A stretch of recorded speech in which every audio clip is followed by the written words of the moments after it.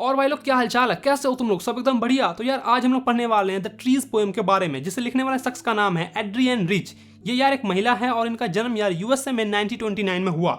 और ये ना यार समाज और देश में ना एक बदलाव लाना चाहती है। मतलब पहले के ज़माने में जो महिलाएं होती थी, जिनको बहुत सारे रिस्ट्रिक्शंस होते थे कि घर से बाहर नहीं जाना है, घूंघट को पूरे नीचे तक पहनो, तेज आवाज़ में यानी कि ऊंची आवाज़ में बात नहीं करना है, तो उन सारी चीज़ों को ये चेंज करना चाहती है, ठीक है। और इसीलिए इन्होंने बहुत सारी पोएम भी लिख दी, मतलब कि यार 20 वॉल्यूम्स ऑफ पोएट्री कर डाली है। और आज उसमें से यार हम लोग एक को पढ़ने वाले हैं। तुम्हें इस पोएम का नाम देखकर ऐसा लग रहा होगा कि हम लोग यार इसमें ट्रीज के बारे में बात करेंगे, पेड़ पौधों के बारे में बात करेंगे, लेकिन नहीं यार, हम लोग इसमें पेड़ पौधों के बारे में बात नहीं करने वाले हैं। हम लोग बात करने वाले हैं वुमेन्स के बारे में, फीमेल्स के बारे में, जो पहले जमाने की महिलाएं होती थी उनके बारे में हम लोग बात करेंगे। मतलब ये पोएम उस ढंग का है ना कि कहीं पे निगाहें कहीं पे निशाना। निगाहें तो यहाँ पर है, तुम्हें हर जगह पोएम में लिखा हुआ दिख जाएगा, ट्रीज लिखा हुआ है, ट्रीज लिखा हुआ है, प्लांट लिखा हुआ है, लेकिन निगाहें जो है यार वो महिलाओं के ऊपर है। तो चलो इस पोएम को पढ़ते हैं और समझते हैं। वो ये कह रही है कि जो ट्रीज है यार वो अब बाहर निकल रही है और फॉरेस्ट की तरफ जा रही हैं। इतने समय से जो फॉरेस्ट यार खाली पड़ा हुआ था, जो जंगल यार खाली पड़ा हुआ था, उसमें यार अब ट्रीज मूव कर रहे हैं। ट्रीज यार घर से बाहर निकलकर वहां जा रहे हैं। अब यार ट्रीज कैसे बाहर निकलेगा? ट्रीज क्या खुद से घर से बाहर निकलकर फॉरेस्ट में जाएगा?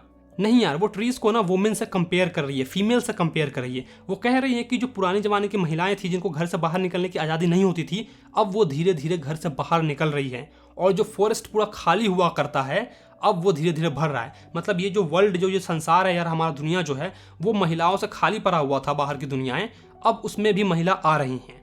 अब मान लो कि यार फॉरेस्ट में ट्रीज ही नहीं होंगे। अब जब ट्रीज नहीं होंगे तो जो बर्ड्स होते हैं यार, वो उस ट्रीज पे आके नहीं बैठेंगे, उस प्लांट्स पे आके नहीं बैठेंगे, ठीक है। इंसेक्ट, जो कीड़े मकोड़े हैं यार, वो जो है प्लांट्स के पीछे नहीं छुपेंगे, ठीक है। मतलब यार रूट्स वगैरह में छिप जाते हैं, कहीं कहीं पत्ते में छुप जाते हैं। तो अब ट्रीज ही नहीं है तो छुपेंगे कहाँ वो लोग? जो सन है यार वो अपने आप को उनके लीव्स के पीछे छुपा नहीं पा रहा है, ठीक है। मतलब बरी नहीं कर पा रहा, हाइड, बरी मतलब यार हाइड, तो वो अपने आप को हाइड नहीं कर पा रहे हैं।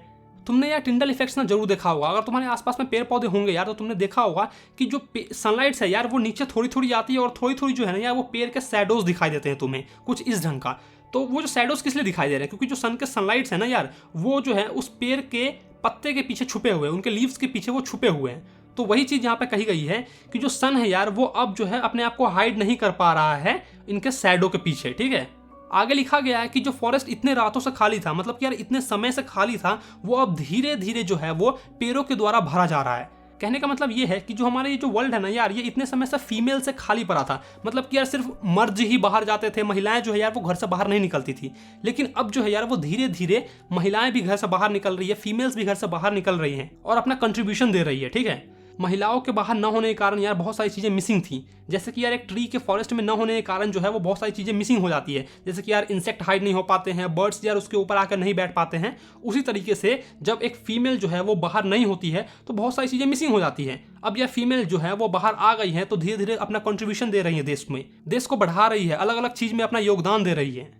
आगे यार हमें बताया गया है कि जो रूट्स है यार वो रात रात भर काम करती है ताकि वो अपने आप को सेपरेट कर सके। डिसएंगेज मतलब यार, डिसएंगेज मतलब होता है सेपरेट करना, यानी कि वो अपने आप को सेपरेट कर सके जो क्रैक्स पड़ गए हैं वरांडाज में, उसमें से।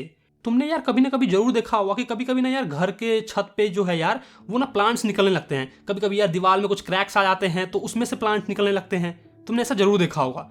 अक्सर यार ये चीज़ें ना पुराने घर में देखी जाती है, जो पुराने जमाने के घर वगैरह होते हैं जिसमें से क्रैक्स वगैरह आ जाते हैं, मतलब खंडर सा हो जाता है ना, उसमें से ना धीरे धीरे पेड़ निकलना शुरू हो जाता है। तो हमारी पोएट यही कह रही है कि वो पेड़ जो है ना वो रात रात भर काम करती है, उसके जो रूट्स है यार वो रात रात भर काम करते हैं ताकि वो अपने आप को उस क्रैक्स से अलग कर सके, यानी कि उस क्रैक्स के अंदर से अपने आप को निकाल सके, अपने आप को बाहर निकाल सके।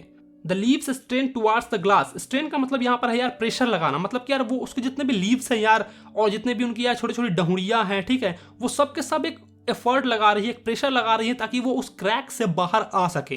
ट्विंक्स का मतलब है स्मॉल स्टीम्स, यानी कि जो छोटे छोटे डार है ना यार वो भी अपना एफर्ट लगा रही हैं, पत्ते जो हैं यार वो भी अपना एफर्ट लगा रही है, एक तरह की प्रेशर लगा रहे हैं ताकि वो उस क्रैक से बाहर आ सके, ठीक है। अगर इसको फीमेल्स की लाइफ से कंपेयर किया जाए तो वो ऐसा कह रही है कि जो फीमेल्स है यार वो भी रात रात भर सोचती है, वो भी यार रात रात भर इस चीज़ पर काम करती है कि हम लोग जो है यार अपने आप को सेपरेट कैसे कर सके, हम लोग इस घर की चार दीवारी से अपने आप को कैसे बाहर निकालें। इस पर वो रात रात भर काम करती है, रात रात भर सोचती है।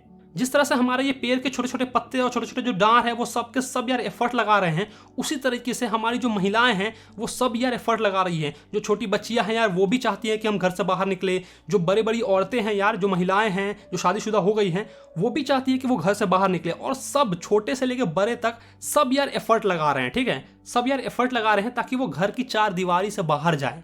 जैसे कि यार तुमने देखा होगा कि अगर कोई पेशेंट जो है वो हॉस्पिटल में भर्ती है, ठीक है, और उसको अगर डिस्चार्ज किया जा रहा है तो वो बहुत ही उतावला होता है कि जल्दी से जल्दी मैं इस हॉस्पिटल को छोड़ के अपने घर जाऊं। भले ही यार वो अभी आधा अधूरा ही ठीक हुआ होता है, मतलब यार पूरी तरह से ठीक नहीं हुआ होता है, लेकिन फिर भी वो एक्ट करता है कि मैं पूरी तरह से ठीक हो चुका हूं, अब मुझे यहाँ से जाने दो, क्योंकि यार मेरा ना यहाँ पर दम घुट रहा है, मैं यहाँ और ज़्यादा नहीं रह सकता हूँ। वो तुरंत ही यार हॉस्पिटल से बाहर जाना चाहता है, जो क्लिनिक का डोर होता है यार उससे वो बाहर जाना चाहता है। और सेम उसी तरीके से जैसे कि यार हमारा एक मरीज जो है वो हॉस्पिटल से बाहर भागना चाहता है, तो उसी ढंग से यार जो घर की महिलाएं हैं यार वो उस घर की चार दीवारी से बाहर जाना चाहती हैं।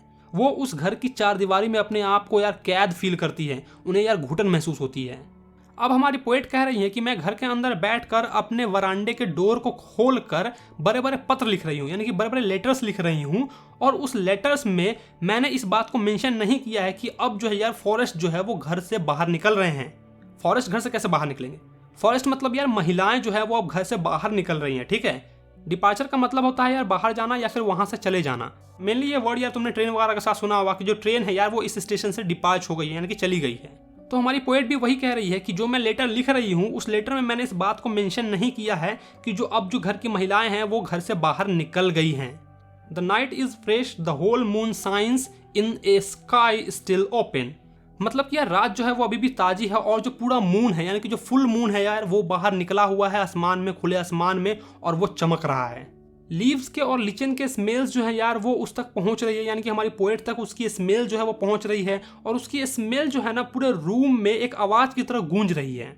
My head is full of whispers, यानी कि जो पोएट की हेड है यार उसमें यार एक गुदगुदी सी आवाज सुनाई दे रही है, यानी कि जो कोई फुसफुसाता है ना उसकी एक आवाज उसकी दिमाग में यार गूंज रही है। विस्पर मतलब यार फुसफुसाना, जैसे कि फुसफुसाते हैं ना कि अरे तूने भाई का चैनल सब्सक्राइब किया कि नहीं किया, तो ये जो फुसफुसाना होता है ना यार इसको हम लोग विस्पर कहते हैं। ठीक है, तो हमारी पोएट ये कहना चाह रही है कि जो महिलाओं के बीच में अभी डिस्कशन चल रहा है, यानी कि वो जो फुसफुसा रही है आपस में बात कर रही है कि कैसे हम इस घर की चार दीवारी से बाहर जाएं, या फिर जो मर्द है वो डिस्कशन कर रहे हैं आपस में अपने आप में कि महिलाओं को बाहर जाने देना चाहिए या नहीं देना चाहिए, ये सारी चीज़ें ना कल तक साइलेंट हो जाएगी, पूरी तरह से एकदम शांत हो जाएगा। जब कल घर से महिलाएं बाहर निकलेगी तब इसके बारे में कोई बात नहीं करेगा कि घर से महिलाओं को बाहर निकलने देना चाहिए या नहीं देना चाहिए।